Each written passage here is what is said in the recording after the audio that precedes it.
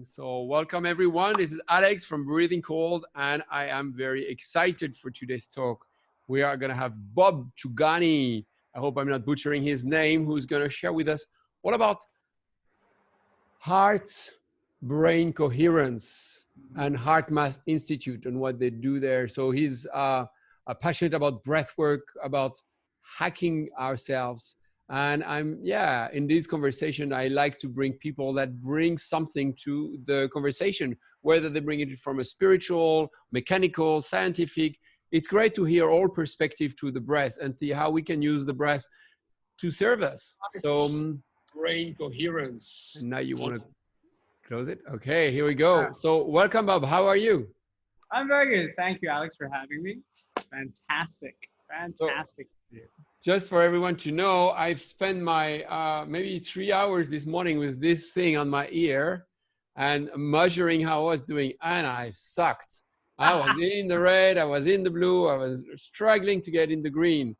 And so you got to tell us all about what that means. But yeah, the way I used it is just, I thought I was okay. I thought I was doing great. I thought I was rested. I thought I had, and then I did this and I got awareness that I was probably not as well as I thought. So I love that idea of having some kind of a device. And I know that, that can be daunting for a lot of people that are not into technology and more intuitive and feeling. And I guess it's a balance, and it's for you to know that these tools are there. But in a nutshell, this is a really great biofeedback tool. So Bob, welcome. And I'm excited. Can you tell us a little bit about what is HeartMath Institute to start with? Yes. Okay. So they first began doing research on traditional meditation, and they wanted to apply. But basically, they wanted to look at the neuroscience of meditation, and they involved something, because at that time, HRV, or heart rate, coming to the limelight. And so a lot of their research started looking at heart rate variability and how to influence it. For those of you who don't know, HRV is a general measure of your health / performance, and it changes on a daily basis. Can I quickly define it? Yes, please. HRV is the difference in time between one beat and the next. And as we measure the time difference, we see that you can have either high heart rate variability, which may be 10, 15, 20, 30 beats per minute difference from one beat to the next. Or you may have low heart rate variability, especially in times of stress or when you're experiencing negative emotions. It might be 2, 3, 5 beats per minute difference. I hope that makes some sense. It's easier to see it than to talk about it. Hey, Mike. My take on it is really that so it's really where we are usually measuring the number of heartbeats that we have per minute. That's the classic one that you see on oximeters, and the HRV is really the space between each heartbeat and how regular you are between each heartbeat. Because it's really the ability of being okay when you're not okay. So it's not about keeping everything cool around you and having a shanty life. No, it's building and developing that ability to go through challenging times and being able to stay cool. James Bond, in any situation, I know who to kill and who to kiss. It's that idea of, and that's what's interesting about it. And apparently it's one of the key markers for longevity. So developing an understanding of how is my HRV and how can I hack it to improve it is a pretty useful tool to have. And that's really what Bob's magic is all about. It's really an HeartMath Institute to get us to have a deeper understanding of ourselves. And for me this morning was just having a tangible awareness beyond what my brain was telling me. My body was communicating something else. Says, okay, well, maybe you need to slow down today. Maybe you need to take it easy today because your heart rate variability is pretty low. And it's counterintuitive, you know, the higher the heart rate variability, the better you are, the more fit you are, the more able you are to come back to parasympathetic when you're stressed. So it's really that idea of having some kind of flexibility between the two. And it's really about, it's a muscle. You need to really exercise it. So it's not something that is just some have it, some don't have it. And that's what's interesting about this hacking approach to it. Did I pay from your You Facebook got it, message? man. Yeah, that was beautiful. And also, I mean, like you are wearing, and I love that you're doing this because I definitely want one of those. You've got one of the coolest biohacker tools, man. That's an Aura ring over there. And that tracks HRV constantly. It's one of the most beautiful markers, as you mentioned, right, to track, because it tells you where you're at in any given moment. And I love that they correlate that to sleep, because that's another thing I'm obsessed with, sleep. Yeah. So just one thing, guys. So what is interesting is how your HRV evolves. So I don't have a great HRV. I have a high level of cortisol. I'm not there to talk about myself, but I have some, long unresolved, stressful things that I still processing. So in general, I'm someone who has kind of high level of stress. And that's why I do what I do, because I teach what I need to learn the most and what I need the most. So there is no hazard in life. If you do something, there is maybe an underlying reason. But what's interesting is with my daily measure of HRV, I really check how's my HRV in comparison to the previous days. Yes. And that's where it's really interesting, because if I see that my HRV is going down, I have a tangible information that I'm not okay and I'm getting not okay. So before I get a sore throat, a fever, or any symptom that I'm not okay, I know it because my heart rate variability is lowering. And if my heart rate variability is going up or is stable, I know, okay, I'm okay. Even if it's quite low, but it's stable, means all right, I'm on my zone. But it's really interesting to not stay stuck in, I'm not good enough. But it's interesting to compare yourself with the most important person in your life, which is yourself. And that's what I love specifically about this. I'm not, to be honest, at first, I had the Muse for meditation, and I realized, oh my God, I actually hate technology. I'm addicted to my phone, and I need less technology, if anything. Why do I want to have more shit on me where it's exactly the opposite of what I try to achieve? But the truth is, it's just the symptom. I shouldn't just reject everything. It's actually great to have awareness and have those tools that, because it's hard to have awareness because your mind is getting in the way all the time and it's telling you how things are. So that's why I love it. And it's not as imposing as I thought it would be. So yeah, I actually like it a lot. I want to add something. I love what you said. I want to add the performance piece. Knowing what your HRV is on a day-to-day basis, it also allows you to decide how hard you want to train. For those of us, let's say, that are either doing CrossFit or some kind of physical activity that requires performance, on a day where you're at, let's say, you have low HRV, you want to be a little bit more careful, because that also might expose you to the chance, it gives you a higher chance of injury. You want to take it a little bit easier on yourself on those days. And then knowing that, okay, my HRV is like rocking today. All right, that's a day I want to train harder, or I want to go longer. I want to just maybe push myself a little bit more, because I know that I can adapt and I can handle that night. The chance that I'm going to be injured is a bit lower. It's knowledge. Knowledge is power, and it allows us to perform a little bit differently. Yeah. Two things that I jump on that, and that's really cool. There are two other ways that I kind of always done naturally.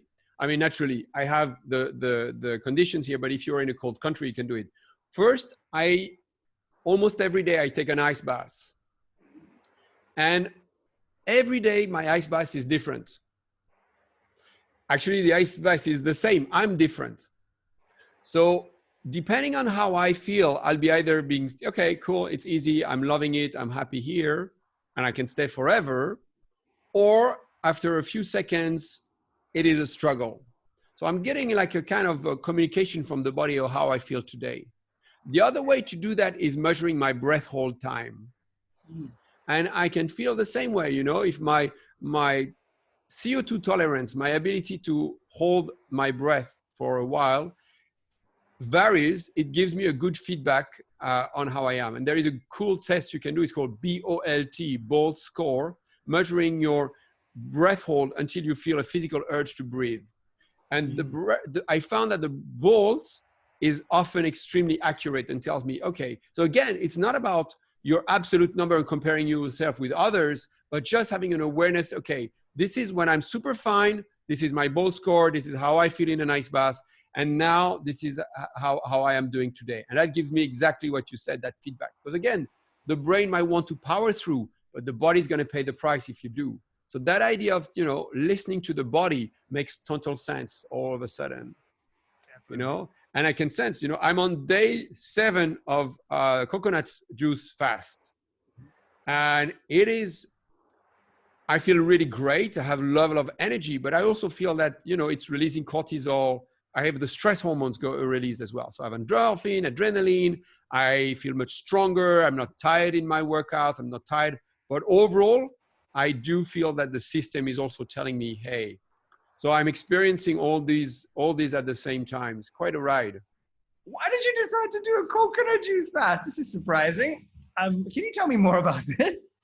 Yeah, man, you need to explore fasting, guys. This is really the next, it's an additional layer of fine tuning and understanding your machine, your internal machine, when you stop eating, all of a sudden you give space for things to rejuvenate from within. There's plenty of science of what fasting does to your body. You're realigning. I'm not processing food, so I have more space to do other things. It's incredible. My relation to fasting is really interesting. I find I never anticipate or plan a fast. Usually I wait for the body to express that, okay, now it's time to slow down. It's time to take a break. And it's kind of, I have a big training coming up in a week, and I wanted to come at the peak of my performance. And for that, I thought, okay, I'm going to take see how it feels. But I didn't plan. I thought I'll do one day just to take a break. And first day was really hard. Second day, wow, I had some challenging moments.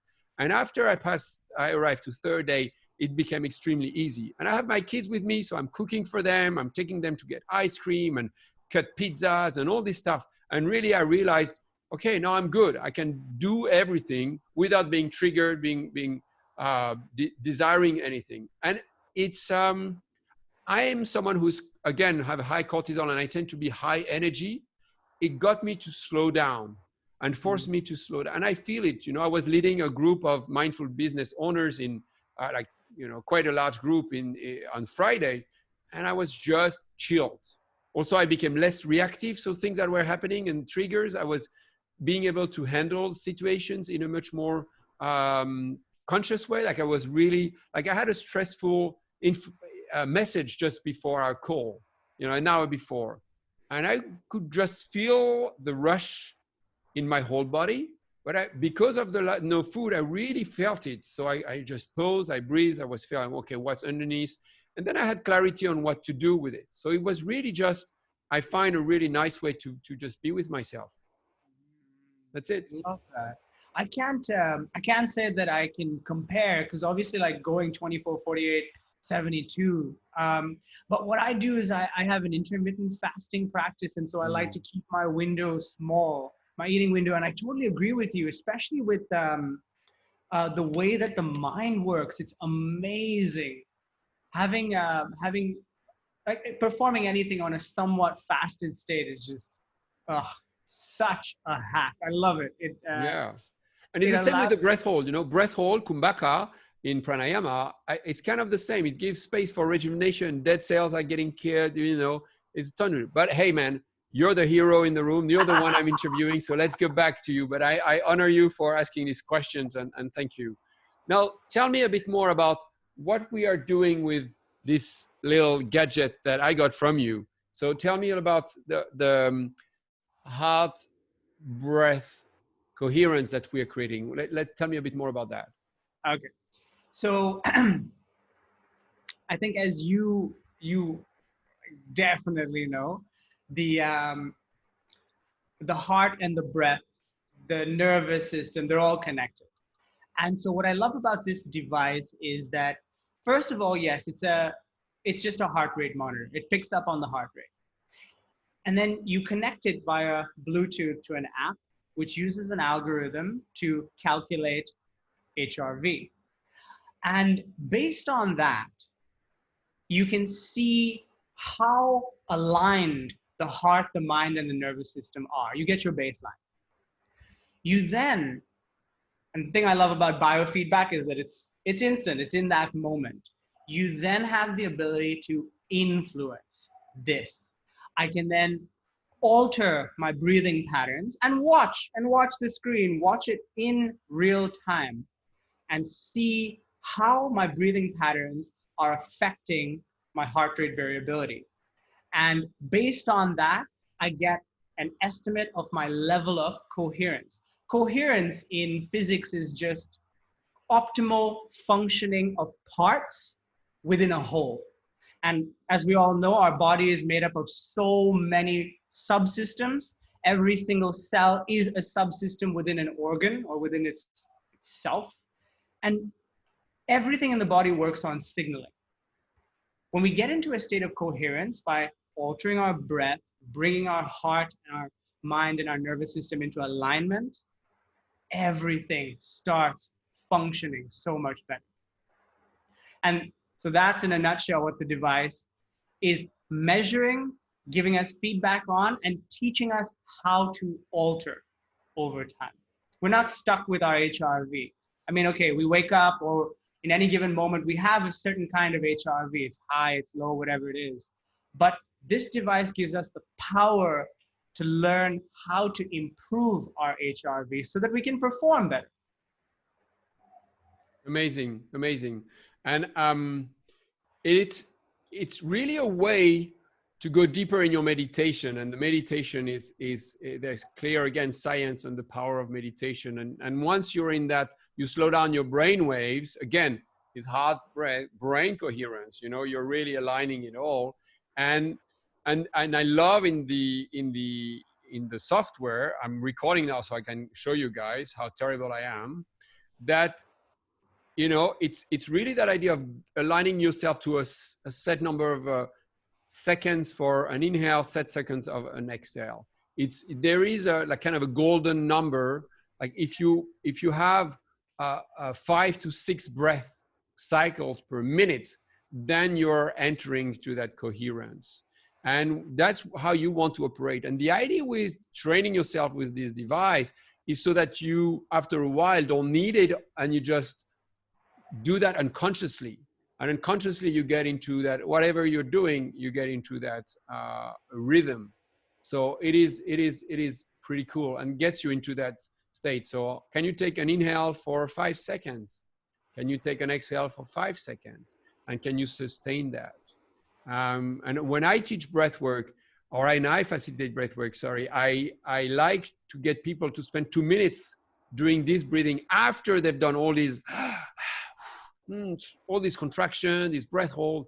Then we spend 2 minutes in just coherence. And that's where the true magic happens. That's where your brain waves are slowing down. That's where you start having clarity. It is kind of prep work for that. Would you say the same? I totally agree. This idea of like 5 in, 5 out, or 5.5 in, 5.5 out. We've known that. I mean, like monks have known that for thousands of years. It's just beautiful to see how that particular pattern is affecting us now because we have the tools to measure it. Yeah, it's always fun when old knowledge becomes, I mean, we can shed more light on old knowledge and really understand it from so many different angles. Yeah, it is quite enlightening to have this much information about yourself these days. And we live in a period of time where people need this kind of information and tools to reconnect with themselves. And that's really what it is. It's, and I'm a little bit worried. I've said in a previous call that, we're not getting in control of our own health anymore. We're going to allow microchips under our skin. and to be monitored because we want someone to tell us how we are, and we feel someone needs to help us with our health. We are not, and we're going to surrender our freedom. And I find that, the more you develop self-awareness, again, it's just awareness. It's not really measuring you against others. I have no problem sharing how terrible I'm doing, because I know that, all you do is take care of yourself. All I do is take care of myself, and we need to drop the idea of comparing ourselves with others, which I think is a big reason why people don't feel okay, because they don't dare to be vulnerable. They don't dare to say what's really going on for them. And with the level of anxiety and depression and PTSD that is going on as a follow-up of the crazy situation we're in, we need that more than ever. What would you recommend to people that don't have access to these tools? What do you suggest? Take up a mindfulness or meditation or breathwork practice. Like, you don't necessarily need tools. It's just having a practice where you can consistently silence the mind and reset your nervous system. It's the most powerful thing. That's actually how I got into this many years ago. I had this startup. It was my first startup, and as anybody who's run a startup knows, it's just, yeah, you're doing everything. You're basically stretched as thin as you possibly can if you don't break. And I felt it. I was under so much stress, and I told myself, okay, look, you have to get your shit together. You got to take up some form of mindfulness practice just to prepare yourself for the stuff that the world is going to throw at you on a daily basis. And I woke up, so I would wake up every morning without getting out of bed. Before my feet would touch the floor, I would sit up and I would begin my meditation practice. I would get into my breath. I would become very conscious of my breath, and I would try and silence my mind. And of course, as we all know, people who've done this before, the monkey mind will run away and you have to kind of call it back. The monkey mind runs away again, you call it back. And what I would find is that for the first 2 or 3 minutes, it would be beautiful. I would just be zenned out, preparing for the day, And then for the next 15 to 18 minutes, I would be planning my day, thinking about the mistakes I made the day before, the things I said and shouldn't have said, the people that I want to meet in the future, the things that I need to do with my business. And I would step out of bed feeling even more stressed than I was 15 minutes previous. And so I realized that that particular practice wasn't working for me. Now, for many of us, if you can stick with that, it pays off. You don't necessarily need technology. And I sure as hell do not push this on anyone. But the gold in this for me was that, as you mentioned, the blue, red, and the green, it is feedback. What I wanted, the way I see meditation is that it is a tool. It is a form of training for the mind. I see it as a skill. I know that it's the most ancient, beautiful spiritual practice. Yes, I'll give you all that. But for me, it is a skill. It is an exercise that builds the mind. And obviously, there's so much research on how it affects the amygdala, the hippocampus, the temporal parietal junction. There's all of this, and all of this is wonderful. But for me, I wanted feedback on whether I was doing it, quote unquote, right. And my definition of right was just being able to bring myself back to that egoless state, even if it was just for a moment, that silence of mind. And the thing about this device was, if your mind wanders, a second or two will pass and it will tell you, it gives you feedback immediately. You will drop into red. It will say, hey, and that red, that flashing red is just, hey, your mind has wandered. Bring it back to this moment. Stop thinking about what you need to do or what you have done. Just be here now. And I would bring myself back to my heart, my breath, and I'd get into the green. I'd maintain the green for a few minutes, and again, my mind would wander and I would drop into the red again. And so what this thing did for me was it really, really made those 15 to 20 minutes, as anybody who starts a business knows, that's 15 to 20, those are precious minutes. You got shit to do.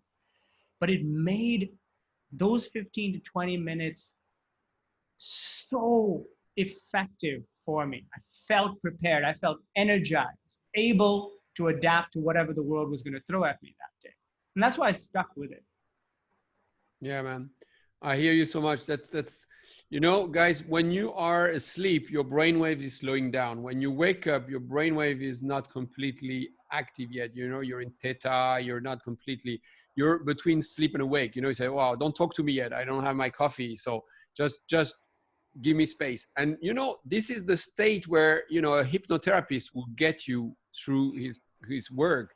So you are very fragile and you can be conditioned and reconditioned. So imagine if in that state, the first thing you do is grab your phone and start checking what's going on in the world. You rely on the outside information to make you feel good or not good inside. So you're really not relying on yourself. So that's very dangerous, because if there are bad news, you're going to feel really bad. And if it's great news, good, you're going to feel good. But you're not empowered with how you feel. So starting the day with yourself is pretty vital just for that, because it gives you the space and time to come into your body, to feel into what's going on, and operate from a more centered space. So really, really, really, really important what you just said. I want to add one more thing, how I use it. Like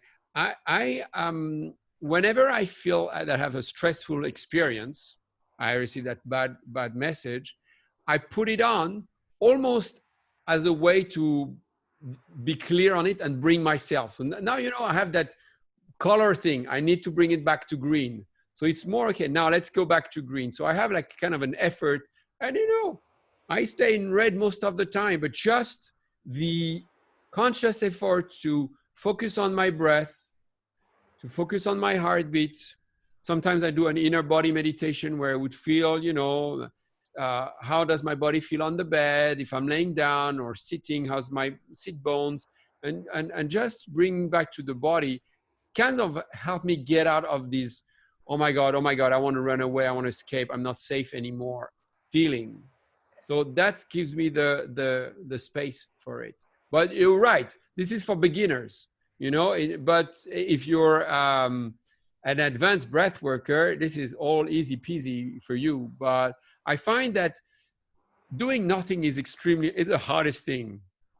And when I do this or breath work, I do something. I'm busy, I'm breathing. So I like that. I like being busy. My monkey mind is happy. I give him a task. But if I say to the monkey mind, dude, now we're doing nothing, we're just sitting and appreciating, fuck, that's super hard. So, you know, it's meditation for beginners. Yes. I love that. Yes, it gives beginners an easy way to get into it, especially. So I work with a lot of people who are not spiritual, who would call it woo-woo if you talk about anything that isn't somewhat backed by science. And those are my people. I mean, I full disclosure, this particular device resonates with people who don't have a spiritual practice, because it gives them the same benefits that a spiritual meditation practice would. Yet it's hard for them to say that this is woo, because what you're doing is you're measuring your biomarkers, you're looking at statistics, and it has that appeal for people. And then I can go into, well, okay, well, you have this thing called the amygdala, which is in your midbrain, and that is part of your hypothalamus, and this thing is responsible for the fight, flight, freeze response, and this is the thing that is responsible for your anger, your aggression, your anxiety. And what you're doing with this is you're calming that down, you're reducing the electrical activity, you're setting yourself up for a more active neocortex where you can be more logical, rational, you can perform a lot better. It's very hard to argue with stuff like that. It's like, okay, well, this is not woo-woo anymore. It's a beautiful step in the direction that the monks, the yogis, everyone who has been able to connect to this higher consciousness has already known. It's just that here it is from a different angle. Now, please try it, because the more people that practice collective consciousness, man, it really, really influences collective consciousness. For sure, man. The hippies are right. They just needed time, and science is catching up really with all that. You know, everything we've talked about is pretty much backed by science now. And some, you know, guy got a Nobel Prize for his study on HRV, and now the last year on oxygen and how you play with the oxygen and change the chemistry in your body. So, you know, the facts are there. What I find useful usually is to meet people where they are. So if you talk about sleeping better, you know, you mentioned you're passionate about sleep. This will resonate with people. Because, you know, if you know, I have a lot of surfers, they come because they want to know how to handle stress when they're underwater and they're stuck in that mist. They say, oh my God, am I going to survive this? I'm under and I cannot. So that resonates with them. So you always find ways to, I'm disconnected from my family. How can I reconnect with my kids? How can I get over a trauma? How, you know, that's usually the entry point. And you don't have to be spiritual to realize, oh yeah, I need to sleep to feel better. And if I don't sleep well, what can I do to improve it? So, man, you said you're passionate about sleep. Do you want to say a few words about that? Yes. Okay. So sleep and HRV go hand in hand.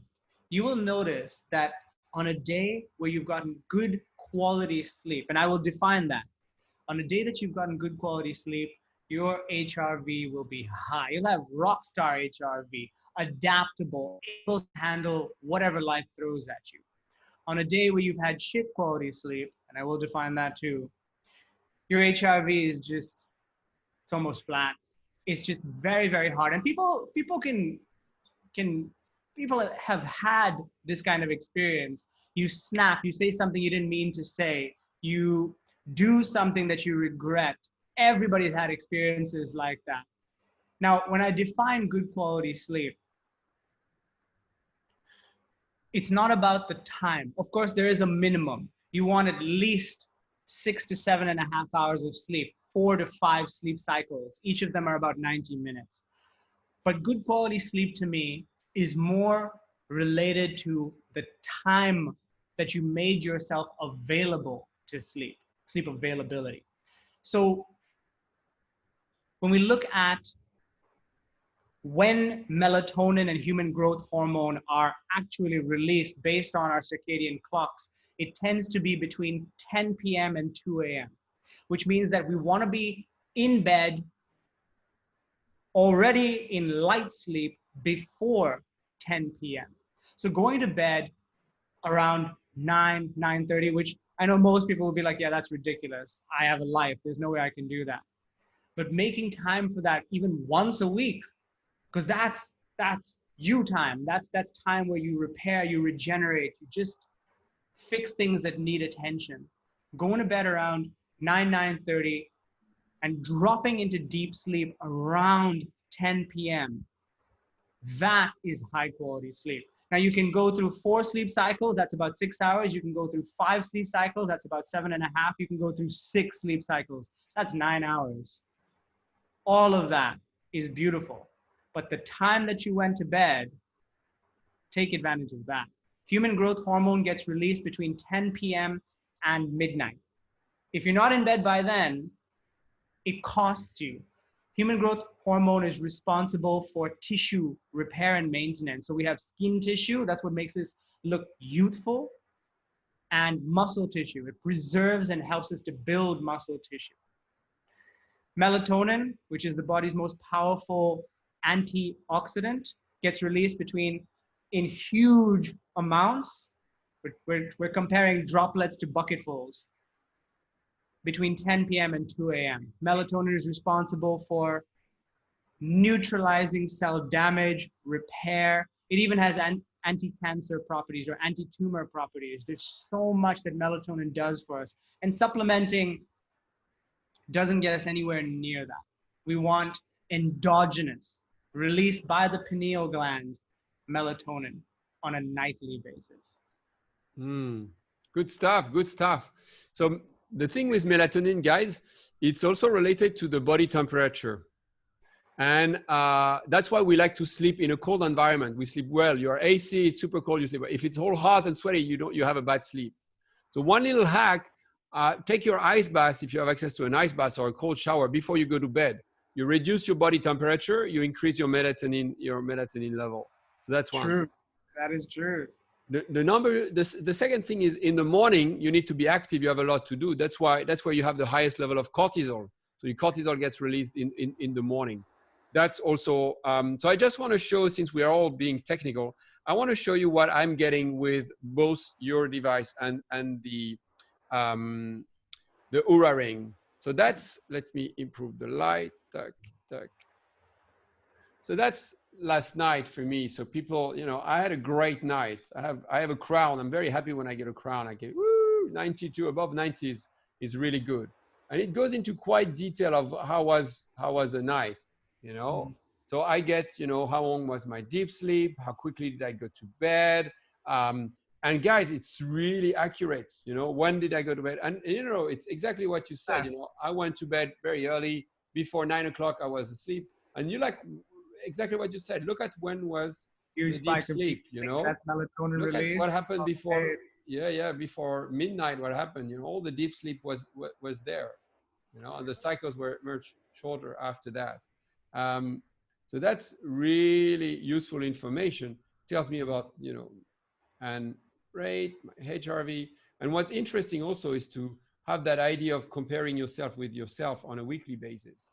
So you can see every day how you were doing, some days, not so good. So you have that awareness.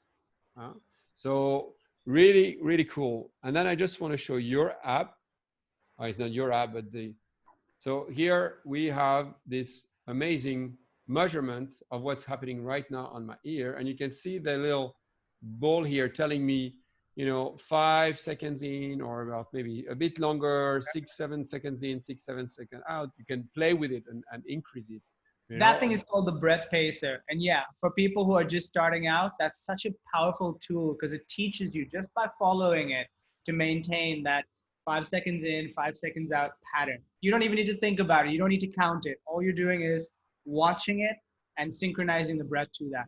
And you've got a little sound, so you can also just listen to it if you don't want to close your eyes. So you can also, play with that. But again, it gives you that information so you can, improve and then compare yourself with yourself. So over time, you can see how that progresses. So, and then in the middle over there, you have that kind of up and down mountain valley pattern. That is what your HRV looks like. Oh, no, sorry. Scroll back up. I was just talking about HRV.